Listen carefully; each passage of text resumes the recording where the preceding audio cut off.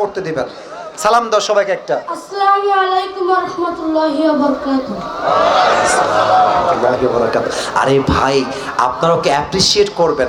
ও যখনই উত্তর দিয়ে দিবে, 1 নাম্বার নিয়ম, আপনারা সবাই মিলে বাঘের মতো বাঘের কণ্ঠে বলবেন। বলেন সবাই মারহাবা। আরেকবার বলেন সবাই মারহাবা। এই পিচ্চিকে আমরা ওয়েলকাম জানাই। আল্লাহ ওকে উত্তর দেওয়ার তৌফিক দান করুক। পড়েন সবাই আমিন। ওকে আমি খুব সহজভাবে প্রশ্ন করব, আশা রাখবো সে পারবে। বলো তো, আমার নবীর গায়ের চামড়ার রং কেমন ছিল?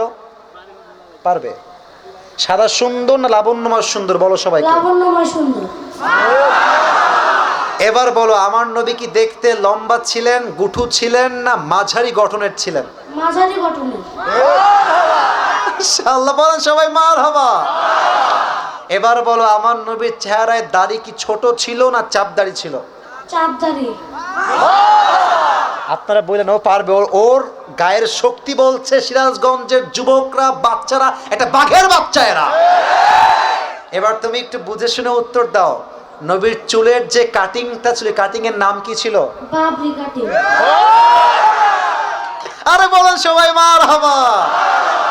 এবার বলো তো, নবীর হাতের তালু কেমন ছিল? নবীর হাতের তালুটা এটা কি শক্ত ছিল না মুলায়ম ছিল? মুলায়ম ছিল।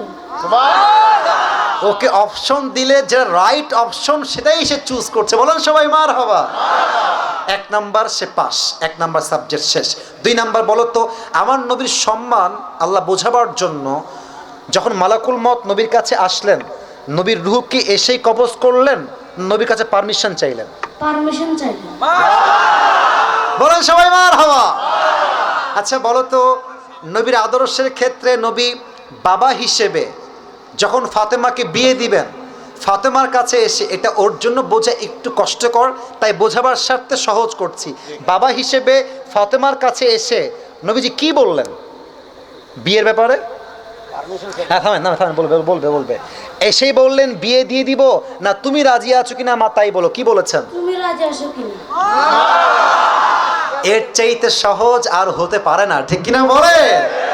আচ্ছা এবার তুমি বলো তো, নানা হিসেবে নবী কেমন ছিলেন? আমি বলার জন্য একটা হাদিস বলেছিলাম। যখন হাসান হোসাইন আসতেন নানার কাছে, হাসান আর হোসাইন সালাম দিতেন আগে, না নবী নিজেকে সালাম দিতেন? নবী দিতেন। আচ্ছা এবার বলো, নবীর কাঁধে যখন হাসান আর হোসাইন উঠে বসলেন, নবীজি কি ধাক্কা দিয়ে ফেলাই দিলেন না কি করলেন? দেননি। দেন নাই। বলে সবাই মারহাবা। তাহলে বাচ্চারা মসজিদে আসলে আমরা কি তাড়ায় দিব না আদর করব? কি করব? আদর করব। ও নিজেই বাচ্চা। বলেন সবাই মারহাবা।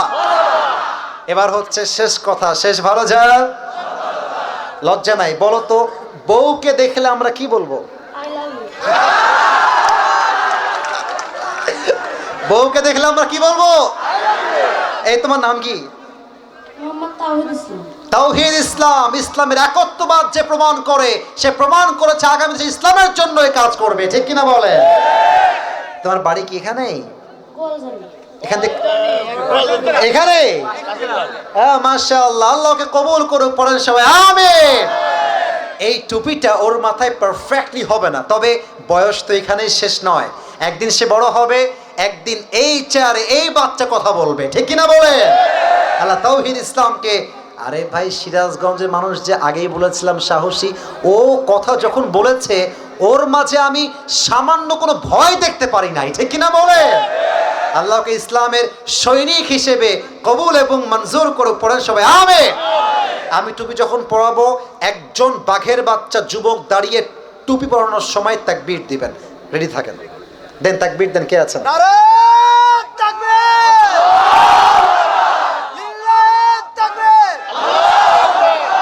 ওকে সুন্দর লাগছে না মাশাআল্লাহ দেখতে? আল্লাহ তাওহীদকে কবুল করুক। পড়েন সবাই আমিন। আল্লাহর মাকে, বাবাকে, পুরো পরিবারকে ইসলামের জন্য কবুল এবং মঞ্জুর করুক। পড়েন সবাই আমিন। তাওহীদ তুমি ওখানেই বসে পড়ো, স্যারের পাশেই বসে পড়ো। মাশাআল্লাহ। প্রিয় ভাইরা, রাত বেজে গিয়েছে। মারা গেছে। 2000 টাকার 1 মণ ধান দিছে। 2000 টাকা আর 1 মণ ধান দিয়েছে। আচ্ছা ঠিক আছে, আচ্ছা ঠিক আছে মাশাআল্লাহ। এখনই দোয়া হবে। দান যে করেছে আল্লাহ দানকে কবুল করুক। মায়ের কবরকে জান্নাতের বাগান হিসেবে আল্লাহ কবুল করো, পড়েন সবাই আমিন।